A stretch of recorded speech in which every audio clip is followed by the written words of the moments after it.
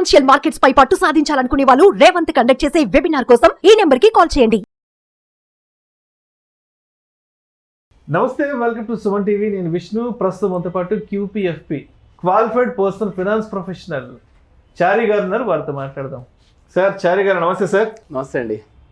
Sir చారి గారు, మనం చిన్నపిల్లలప్పుడు మన గ్రాండ్ పేరెంట్స్ మనతో కొన్ని విషయాలు షేర్ చేసుకునేవాళ్ళు. అవునండి. అంటే మన చుట్టుపక్కల మన ఊర్లోనో మనకు తెలిసిన వాళ్ళు ఎవరైనా ఆర్థికంగా చితికిపోయినప్పుడు, ఫైనాన్షియల్గా బాగా డ్యామేజ్ అయినప్పుడు వాళ్ళ గురించి చెప్పుకుంటూ వచ్చేవాళ్ళు.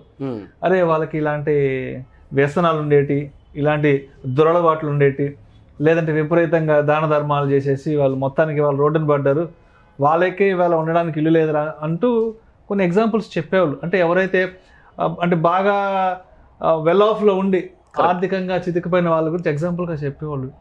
బట్ ఇప్పుడు సిచ్యువేషన్ ఎలా ఉందంటే, రైట్ నో ఇవాళ మనం 2024లో మాట్లాడుకుంటుంటే సిచ్యువేషన్ ఎలా ఉందంటే, మీకు తెలిసిన వాళ్ళు కానివ్వండి, నాకు తెలిసిన వాళ్ళు కానివ్వండి, హాస్పిటల్ పాలయ్యి, అంటే అనారోగ్యం బాగోలేక, ఆరోగ్యం బాగోలేక హాస్పిటల్ పాలయ్యి చాలామంది విలువైన స్థలాలు పొలాలు అమ్ముకొని చాలామంది రోడ్డున పడుతున్నారు. సార్ ఇంత జరుగుతున్నా కూడా కనీసం ఎవరైనా ఒక హెల్త్ ఇన్సూరెన్స్ తీసుకుంటున్నారా అంటే లేదండి, తీసుకోలేదని చెప్తున్నారు. అంటే ఏంటి ఈ పర్సెప్షన్ ఏంటి నాకు అర్థం కావట్లేదు. మన కళ్ళ ముందు ఇంత జరుగుతుంది, విలువైన ఆస్తులు అమ్ముకుంటున్నారు, చాలామంది కార్లు అమ్ముకుంటున్నారు, చాలామంది చివరికి చేతికి పెట్టుకుని వాచ్తో సహా అమ్ముకొని ఇవాళ హాస్పిటల్ ఖర్చులు పెట్టుకుంటున్నారు కదా. ఏంటి మరి దీనికి ఒక పరిష్కార మార్గం ఏంటంటారు అసలు? నైస్ అండి, మంచి టాపిక్ తీసుకొచ్చారు. యాక్చువల్గా నిజం ఇది. అంటే హానెస్ట్గా చెప్పాలంటే కనీసం ఈ వీడియో ద్వారా ఒక్కరు మారినా చాలండి. ఓకే, ఎందుకంటే పేదవాడిని ఇంకా పేదవాడిగా మార్చేస్తుంది హెల్త్ ఇన్సూరెన్స్ లేకపోవడం అనేది. 1 కోటి రూపాయలు ఉన్న వాళ్ళని జీరోకి తీసుకొస్తుంది, జీరోలో ఉన్న వాళ్ళని అసలు ఇంకా ప్రాణాలు కూడా లెక్క చేయకుండా వదిలేసుకోవాల్సి వస్తుంది అనమాట. అయితే హెల్త్ ఇన్సూరెన్స్ అనేది లేకపోతే, అంటే ఒక లైవ్ కేసు ఉందండి. యాక్చువల్గా ఒక అతను కాల్ చేశారు. ఆయన జాబ్ నుంచి బయటకు వచ్చి ఒక బిజినెస్ పెట్టుకున్నారు, హోటల్ బిజినెస్ పెట్టుకున్నారు. చక్కగా కరెక్ట్గా ఒక సంవత్సరంలోనే బిజినెస్ బాగా గ్రో అయింది, చాలా డెవలప్ అయింది.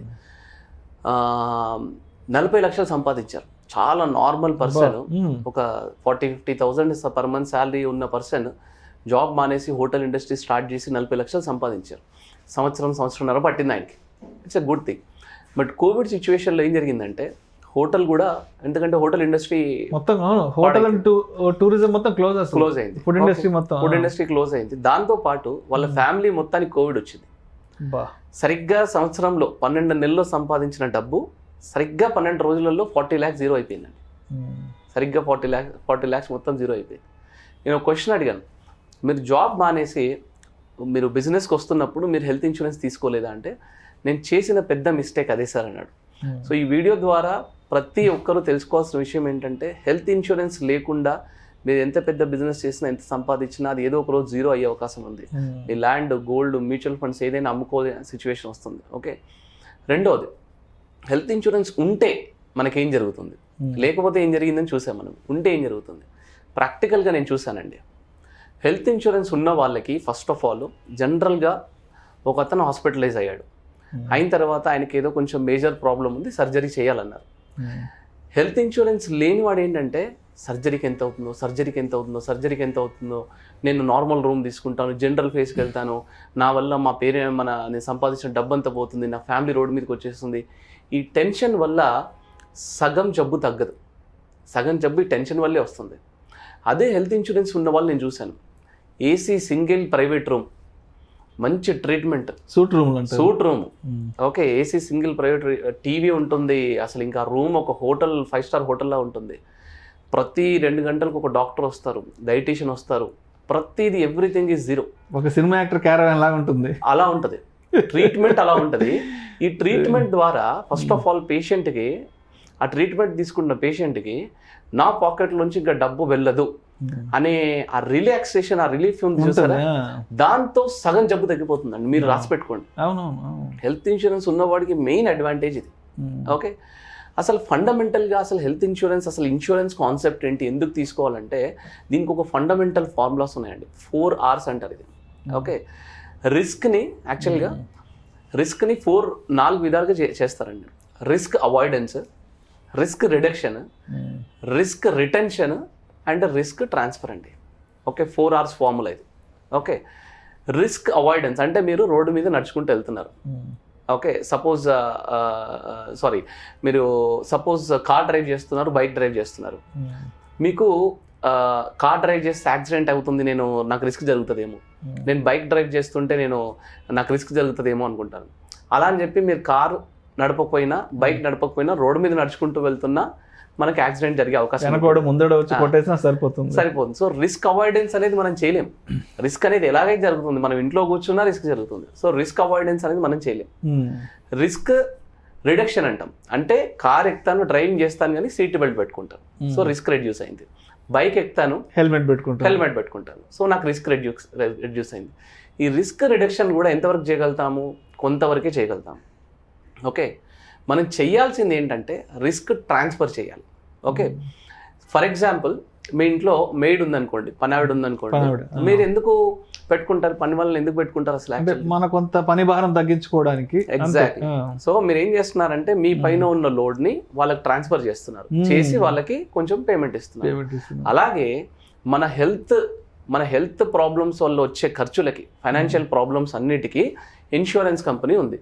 ఆ ఇన్సూరెన్స్ కంపెనీకి ఆ రిస్క్ని మొత్తం, ఆ ఫైనాన్షియల్ రిస్క్ని మొత్తం ఇన్సూరెన్స్ కంపెనీకి ట్రాన్స్ఫర్ చేస్తున్నారు.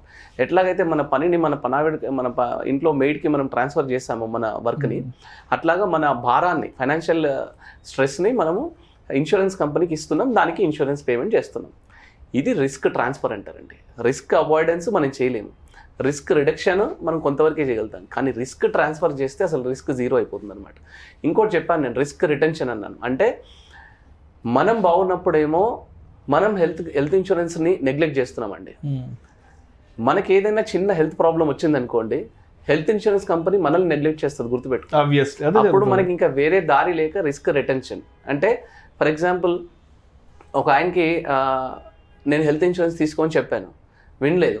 సరిగ్గా 2 years తర్వాత బైపాస్ సర్జరీ అయింది. ఇప్పుడు హెల్త్ ఇన్సూరెన్స్ కంపెనీ ఇవ్వట్లేదు ఆయనకి హెల్త్ ఇన్సూరెన్స్ అనేది. అన్ని బాగున్నప్పుడే ఇస్తారు, అన్ని బాగున్నప్పుడే మనం పూర్తి స్థాయి ఆరోగ్యంగా ఉన్నప్పుడు మాత్రమే హెల్త్ ఇన్సూరెన్స్ తీసుకోవాలి. మనం అనారోగ్యం పాలయ్యాక వాళ్ళు ఎవరు మనం తీసుకోవడానికి లేదు. సో అప్పుడు ఏమవుతుంది? Risk retention. ఇంకా తప్పదు, ఇంకా రిస్క్ వస్తే భరించాల్సిందే.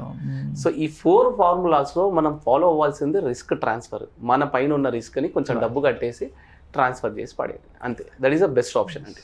ఓకే, ఇప్పుడు హెల్త్ ఇన్సూరెన్స్లో ఇంకొక చిన్న క్వశ్చన్ కూడా ఉందండి చాలామందికి. నేను ఆల్రెడీ కంపెనీలో జాబ్ చేస్తున్నాను, అయినా సరే నేను కంపెనీ కవరేజ్ ఇస్తున్నప్పటికి కూడా నేను హెల్త్ ఇన్సూరెన్స్ తీసుకోవాలా? 100% తీసుకోవాలి, ఖచ్చితంగా తీసుకోవాలి. సో ఇప్పుడు మనకి హెల్త్ ఇన్సూరెన్స్ అనేది కంపెనీ టు కంపెనీ చాలా డిఫరెన్స్ వచ్చేసిందండి. ఇప్పుడు ఒకప్పుడు 10 years బ్యాక్ ఇన్లాస్ కూడా ఇచ్చేవారు సాఫ్ట్వేర్ కంపెనీస్, కానీ ఇప్పుడు ఇన్లాస్ కాదు కదా, పేరెంట్స్ కూడా ఇవ్వట్లేదు. పేరెంట్స్కి కావాలంటే మీరు తీసుకోండి కానీ ప్రీమియం పే చేయండి. ఒక్కో కంపెనీకి వాళ్ళ గ్రూప్ పాలసీ క్లెయిమ్ రేషియోని బట్టి వాళ్ళ ప్రీమియమ్స్ ఎవ్రీ ఇయర్ డిసైడ్ అవుతాయి అన్నమాట. సో క్లెయిమ్స్ ఎక్కువ ఉన్నప్పుడు ఆ పర్టికులర్ గ్రూప్కి ప్రీమియం సిగ్నిఫికెంట్గా ఇంక్రీజ్ చేస్తారు.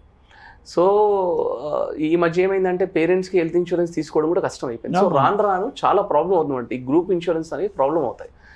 స్లోగా మన ఇన్సూరెన్స్లు కూడా మనం పాకెట్లోంచి పెట్టుకోవాల్సిన అవసరం వస్తుంది అనమాట. అండ్ అవి కూడా రేట్స్ ఆ కంపెనీ యొక్క క్లెయిమ్ రేషియోని బట్టి డిపెండ్ అవుతుంది. కాబట్టి ముందు నుండే ఇప్పుడు కంపెనీ కవరేజ్లో Day 1 నుండి ఎవ్రీథింగ్ ఈస్ కవర్డ్, కానీ బయట తీసుకునే వాటికి వెయిటింగ్ పీరియడ్స్ ఉంటాయి. సో ఈ వెయిటింగ్ పీరియడ్స్ అన్ని పోవాలి అంటే కంపెనీ కవరేజ్ ఉన్నప్పటికీ కూడా హెల్త్ ఇన్సూరెన్స్ తీసుకోవడం చాలా చాలా ఉత్తమం అండి. ఎందుకంటే హెల్త్ ఇన్సూరెన్స్ని చూసే విధానం, ఒక సాఫ్ట్వేర్ ఇంజనీర్ అయినా సరే, నార్మల్ మిడిల్ క్లాస్ వాళ్ళైనా సరే, పేదవాళ్ళైనా సరే, డబ్బులు లేని వాళ్ళైనా సరే, చాలా తక్కువ శాలరీ ఉన్న వాళ్ళైతే ఇంకా ఖచ్చితంగా తీసుకోవాలి వాళ్ళు. అంటే ఇవ్వాలి నీ దగ్గర డబ్బులు లేకపోతే రేపు పొద్దున హెల్త్ ప్రాబ్లం వస్తే ఇంకెక్కడి నుంచి వస్తాయి డబ్బులు? సో అట్లాంటప్పుడు ఖచ్చితంగా వాళ్ళు కూడా తీసుకోవాలి. సాఫ్ట్వేర్ ఇంజనీర్స్ కూడా హెల్త్ ఇన్సూరెన్స్ కంపెనీ నుంచి ఇస్తున్నప్పటికి కూడా తీసి పెట్టుకోవడం బెటర్ అండి. హెల్త్ ఇన్సూరెన్స్ని ఎలా ట్రీట్ చేయాలి అంటే, మనం దేవుడి హుండీలో డబ్బులు ఇస్తున్నట్టు చూడాలి దాన్ని. అంటే మనం ఏం చేస్తాము, స్వామి నాకేం కావద్దని చెప్పి హుండీలో డబ్బులు వేసి మొక్కుకుంటాం. అట్లాగే ఇక్కడ కూడా ప్రీమియం పే చేస్తాము, నాకేం జరగొద్దని కోరుకుంటాం, అలా చూడాలి.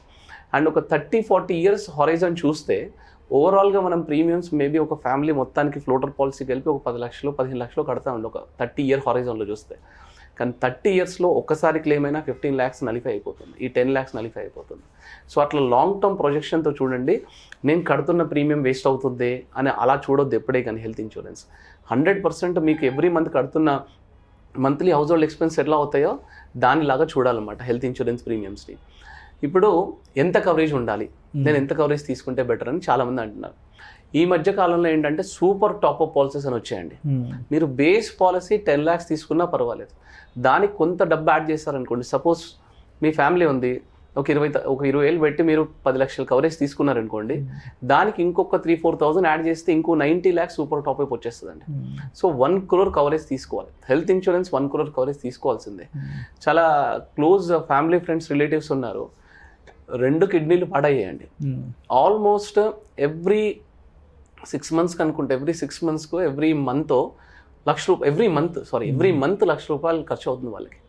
సో డయాలసిస్ అని అదని ఇదని, so lot of things will be there.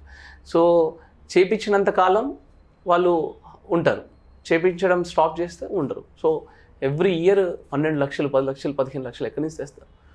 So అందుకని ఎక్కువ ఇన్సూరెన్స్ కవరేజ్ తీసి పెట్టుకోవడం ఇట్స్ ఆల్వేస్ బెటర్ అండి. అండ్ ఇన్సూరెన్స్ కవరేజ్ ఉన్నా సరే ఖచ్చితంగా బయట హెల్త్ ఇన్సూరెన్స్ కవరేజ్ తీసుకోవడం చాలా చాలా చాలా ఉత్తమం అండి. థ్యాంక్ యూ సో మచ్ చారి గారు. థ్యాంక్స్ అండి. Thank you.